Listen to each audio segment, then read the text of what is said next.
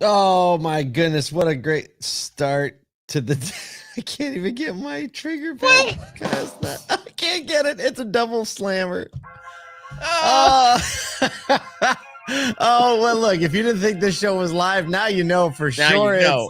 it's live. Today is Wednesday, November 22nd, the day before Thanksgiving. We're talking about presidential buy-sell markets, a huge Rivian loan, and cheaper turkeys for everyone. Cheap turkeys. Cheap, yeah. There's actually a lot of stories around quote unquote cheaper. Oh, yeah, we're going to talk about is that wild. for sure. Third story mayhem as usual. But Always. today's is such a weird day. You drive into work, and I feel like most people that are usually on the roads on my way here aren't on the roads here. Yeah. I don't know. Auto industry's working hard. Everyone that works in a dealership is there. Yeah, no.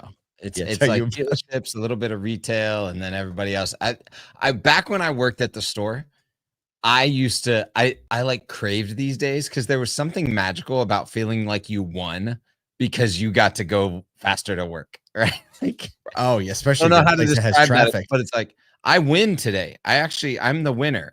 The fact that I'm driving at like the speed limit is good. Yeah. I don't know You know, what- we talked about it too. Like these are the days where if people showing up on the lot, they're really intentional. They're ready to buy something. So that's kind of a benefit as well.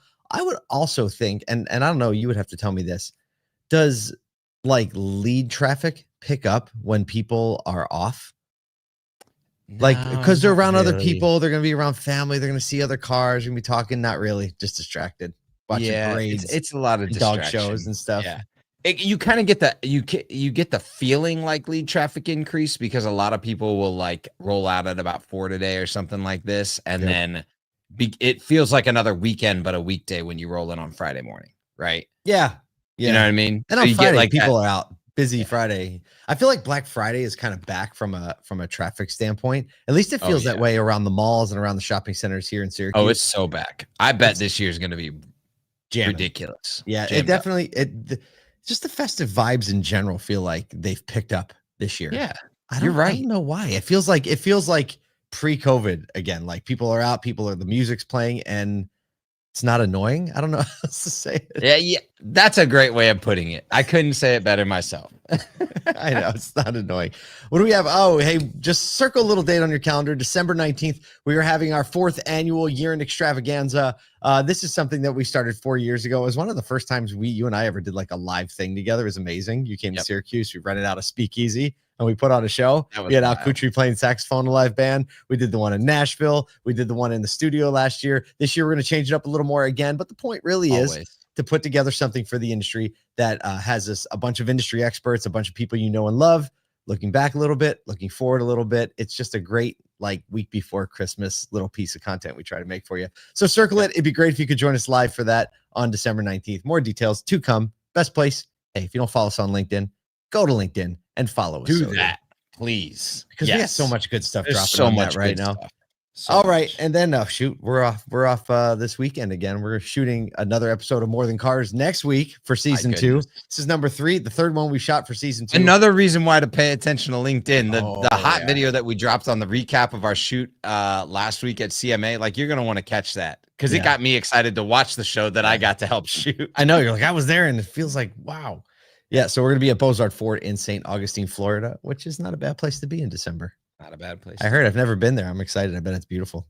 It is. It's gorgeous. All right, let's talk about some news today and get us going. The 2024 presidential election outcome is expected to get this rejuvenate dealer buy-sell activity as regulatory roadblocks and economic optimism are providing a favorable environment for acquisitions. Dealers are anticipating eased EV mandates and fuel economy standards, creating market stability. That's always good for buy-sells. Regulatory changes could improve dealership valuations, especially in California and CARB states where they have a lot of these regulations. Lower interest rates under Trump could simplify financing for buyers and boost car sales. So our friend Stuart McCallum of Withum, we go way back actually. I texted him and I was like, hey, last minute, you want to be on the show this morning? He says it's going to be the roaring 20s.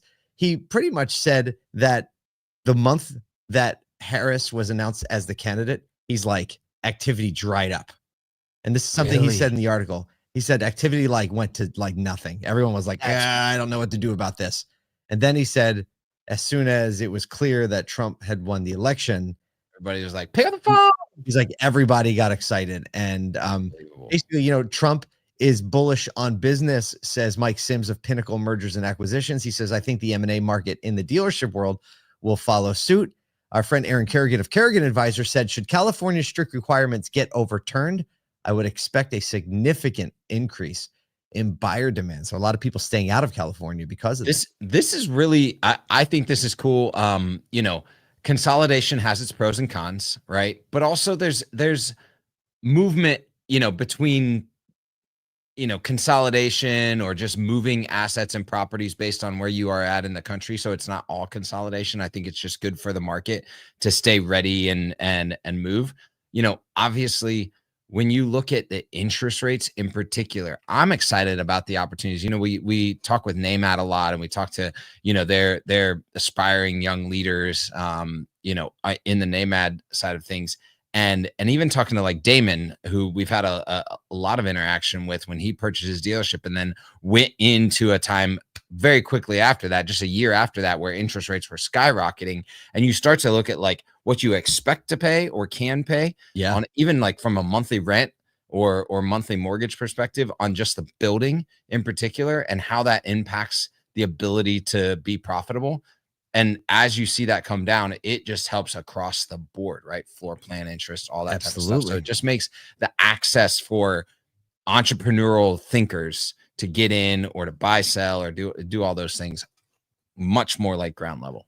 Yeah, what a great thing, I think, for the industry. People being willing to move and shake, rearrange their strategies, get the stores they want, maybe move into some new markets. So good stuff. And thanks to our friends at Automotive News for putting that together, and all of our friends for contributing. Stuart, call me. We'll get you on the show. There you go, Stuart. There you go. Speaking of Stuart, it has nothing to do with Stuart. Yeah. All right. Speaking of RJ Scaringe. Segue. So after what was Rivian's deal with Volkswagen? 5.8 billion, something like that. Yep. I think that sounds right. Yeah. So Rivian VW had a $5.8 billion like cash injection in the company. Now Rivian has announced they've locked a $6.6 billion conditional Department of Energy loan to resume construction of its delayed Georgia factory, looking to expand its EV production capacity and create jobs. They originally announced the $5 billion factory in 2021. I guess prices have gone up, aiming for 400,000 vehicles by, well, they're going to miss this one. Yeah, by this year. 2024 is almost over. Faced with the cash crunch, they paused construction, shifted plans to build the R2 SUV in Illinois, saving them about $2.25 billion. But the Georgia factory, now slated for 4 years from now, 2028, will employ. It's another election year. Employ 7,500 people. Sorry, I'm sorry to do that to you. You had to do that. Employ 7,500 people by 2030, supported by a $1.5 billion incentive package from Georgia. So Department of Energy loan is aligning with federal efforts backing EV infrastructure, such as Ford's $9.2 billion loan for battery plants. Rivian says this federal support enables us to lay the groundwork for long-term growth. They got a lot of billions floating around there these days. Well, here's the thing. You and I have kind of been bullish on Rivian just because of like the look, the feel, the technology. Yeah. It's just like it's a cool looking car. And they've done a good job at working with other legacy manufacturers, right? Yeah. Creating partnerships. And they've always had this idea of like being the skateboard that the industry sits on. So I think that this is really, 7,500 jobs for Georgia. I know a lot of people in Georgia were excited about it originally because of the economic impact. And obviously bringing a whole bunch of production from one of these new automakers into the US. That's right. I think it's great for the economy. It's great for Georgia. And, again, bullish because they're good looking cars. I still think, the Apple Rivian collab would be a home run. I wish it was. I agree. It just makes sense. I don't know. We'll see. Speaking of cents and dollars. Segue. Time. It's a debatable one. Your money's going to go a little bit further. Maybe you can invite that extra person to Thanksgiving dinner because costs have dropped slightly this year, but remain significantly higher than pre-pandemic levels. All right. The average dinner for 10 people costs $58, a 5% decrease from 2023, but still 19% above pre-pandemic prices. Y'all, you can't get a family of 5 to Chick-fil-A for $58. No, not my family. You can't. Done. Holy crap. Turkey prices fell 6% to $25.67 on average for a 16-pound bird, thanks to lower demand, despite a smaller turkey flock due to the avian flu. Lord, So less people trying to buy turkeys. Other items like milk, peas, celery, stuffing, cranberries are all down anywhere between 6 to 14%. There are some obvious regional disparities.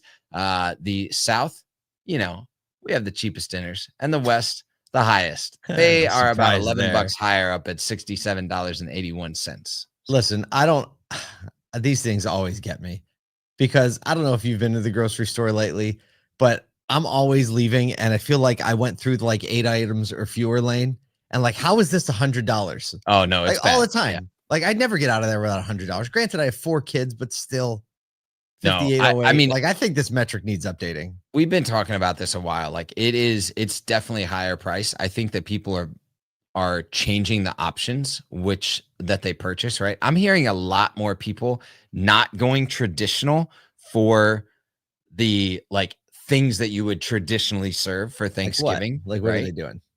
They're doing what is there? Potatoes, turkey, stuffing. If you're Italian, there's definitely pasta. But there's a lot of people that are just doing completely other culture dinners, just friends that I know, right? So that's anecdotally, obviously. Your friends are artsy. You live in Nashville. I live in Nashville. Okay, get over it. Here's the other thing is actually just this morning I saw that it was announced that I think late yesterday, the average gas cost, we've been talking about transportation a lot, the average gas cost in the US for the first time since 2021 are averaging dipped under $3. What is the cheapest gas in your area right now? I've seen in the 270s. Yeah. It was 287 is the average in Nashville. So okay. Yeah. Wow, that's pretty low. The lowest we see up here is probably I think I saw 279, which is pretty low for New York.